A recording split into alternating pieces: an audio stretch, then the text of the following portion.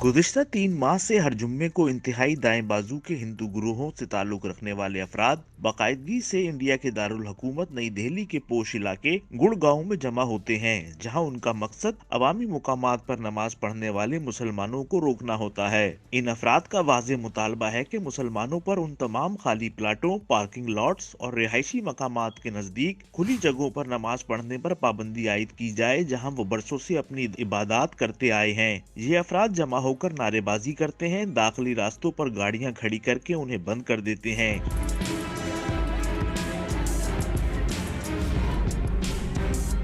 नमाजियों पर जुमले कसते हैं और उन्हें जहादी और पाकिस्तानी कहकर पुकारते हैं। अब कुछ अरसे से ये नमाज पुलिस के पहरे में अदा की जा रही है। गुड़गांव मुस्लिम कौंसिल के शरीक बानी अल्ताफ अहमद ने इस बारे में कहा कि ये बड़ी डरावनी सूरत हाल है और उन्हें कभी ये उम्मीद नहीं थी कि गुड़गांव में ऐसा होगा। 15 मील जनूबी में वाक़े गुड़गांव का इलाका कभी मुतअद्दिद छोटे छोटे देहात पर मुश्तमिल होता था, लेकिन गुज़िश्ता 3 दिहाइयों में ये एक तेजी से तरक्की करता हुआ कारोबारी इलाका बन चुका है। जदीद नौइयत की ऊंची ऊंची इमारतों और पुरतईश मसनूआत की दुकानों से भरे इस इलाके को हुक्काम मिलेनियम सिटी कहना पसंद करते हैं और यहाँ अब 10 लाख से ज्यादा अफराद रिहाइश पजीर हैं जो मुख्तलिफ नौइयत की नौकरियां करते हैं। कुछ अंदाजों के मुताबिक यहाँ रहने वालों में से तकरीबन 5 लाख अफराद मुसलमान हैं जो मजदूर तबके से ताल्लुक रखते हैं, लेकिन गुड़गांव खिलाफे इम्कान आज ऐसा मुकाम बनकर उभरा है जहाँ नमाज के मामले पर मजहबी नौइयत का तनाव पैदा हो गया है।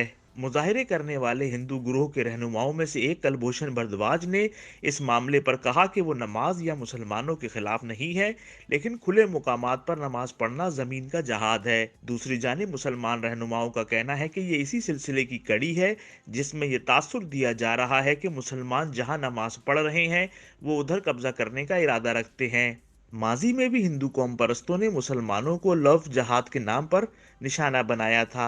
ये एक दाएं बाजू के गुरोहों की जानिब से मुतारिफ कराया गया साजिशी ख्याल था जिसमें मुसलमान मर्दों पर इल्ज़ाम लगाया गया कि वो हिंदू औरतों से शादी करके उनका मजहब तब्दील करवा रहे हैं। वाज़ेह रहे कि सन 2014 से इंडिया पर हुक्मरानी करने वाली भारतीय जनता पार्टी इन हिंदू कौम परस्त गुरोहों को रिवायती तौर पर तहफ़्फ़ुज़ देती आई है।